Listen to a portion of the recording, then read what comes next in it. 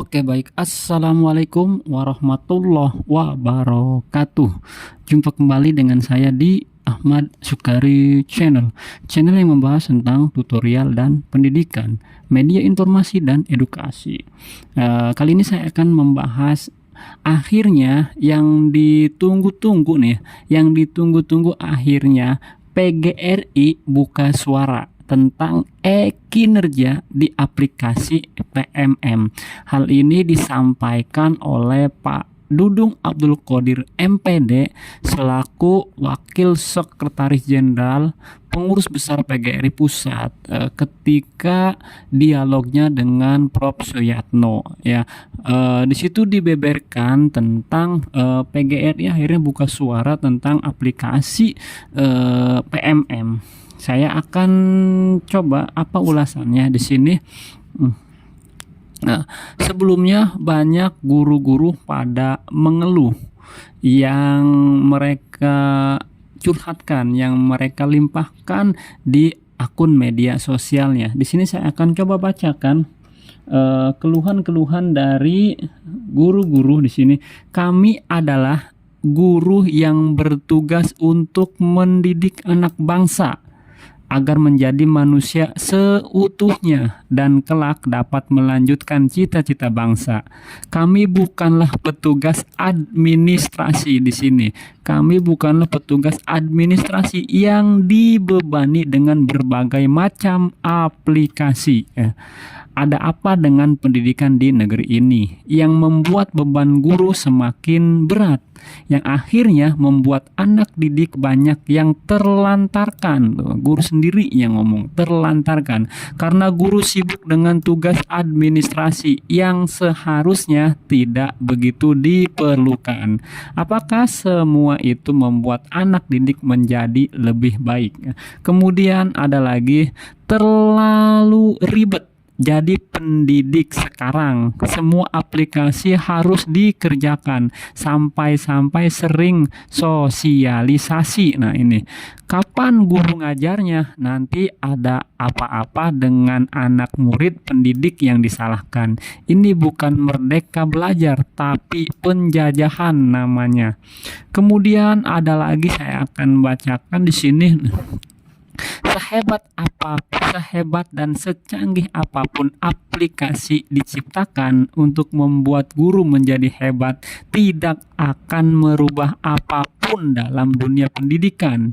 Karena tugas guru adalah mendidik dan mengajar, bukan menjadi pelanggan aplikasi yang membuat guru semakin galau. Nah, kemudian di sini ada yang masuk di dalam komentar channel YouTube saya. Mohon PGRI bersama DPR Komisi Pendidikan segera selamatkan pendidikan di Indonesia, ataukah mau menunggu kehancuran? Kembalikan ke kurikulum KTSP atau kurikulum 2013. Itu jauh lebih baik. Nah, kemudian ada lagi, untuk apa para guru diberi kenaikan gaji? Bla bla bla. Di sini tetap habis itu membeli paket internet, obat karena guru-guru stres dengan tugas administrasi yang begitu banyak. Kacau ini administrasi dulu, akhirnya guru kasihan. Kemudian ada lagi biar Menteri Nadiem saja yang melaksanakan PMM, itu biar dia tambah pinter. Kemudian kurikulum merdeka sih nggak masalah, tapi PMM itu dihapuskan karena tidak penting. Nah, kemudian di sini juga ada, saya jadi guru honorer sudah lebih dari 20 tahun, juga merasa sangat terganggu dengan PMM. Sudahlah, jangan dilanjutkan. Lebih baik guru seharusnya mendidik, mengajar supaya anak didik supaya menjadi pintar dan berakhlak mulia. Kemudian PGRI harus cepat turun ke jalan sebelum anak didik hancur terbengkalai melawan kebijakan Nadiem ya. Banyak keluhan-keluhan para guru. Nah, di sini akhirnya PGRI buka suara ya. Dari hasil potret PGRI kinerja, maksudnya maaf ini salah, kinerja di PMM ya.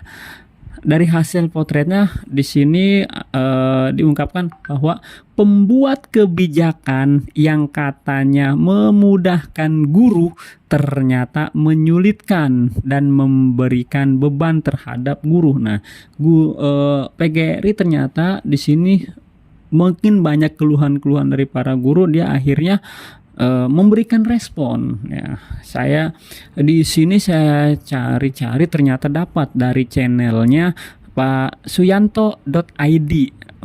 Beliau berdialog dengan Pak Dudung Abdul Qadir MPD selaku Wasekjen dari pengurus pusat PGRI. Dialognya tentang kinerja di aplikasi PMM yang ternyata memang itu membebani guru, sangat-sangat membebani. Silakan teman-teman guru ditonton, dilihat dialog tentang Pak Prof Suyanto dengan Pak Dudung Abdul Qadir selaku Wasekjen PGRI. Di situ mengumpas tuntas tentang aplikasi PMM, tentang kinerja di aplikasi PMM.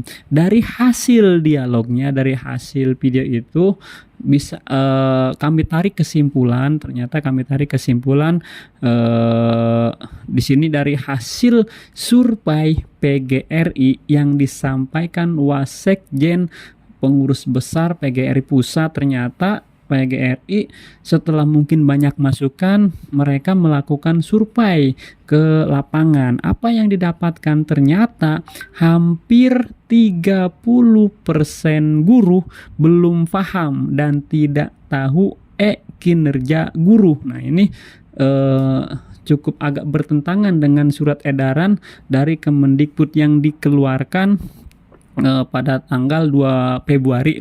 Di sini coba kita lihat, saya lihat di sini dari hasil dialognya Wasekjen dengan Prof Yatno itu kalau nggak salah tanggal 13 Februari kemarin. Sedangkan surat edaran pada tanggal 22 Februari. Jadi setelah surat edaran itu dikeluarkan baru berdialog ungkapan dari Wasekjen. Ternyata bertentangan dengan dari hasil surat edaran, nanti saya akan bahas. Nah, kemudian selanjutnya aplikasi PMM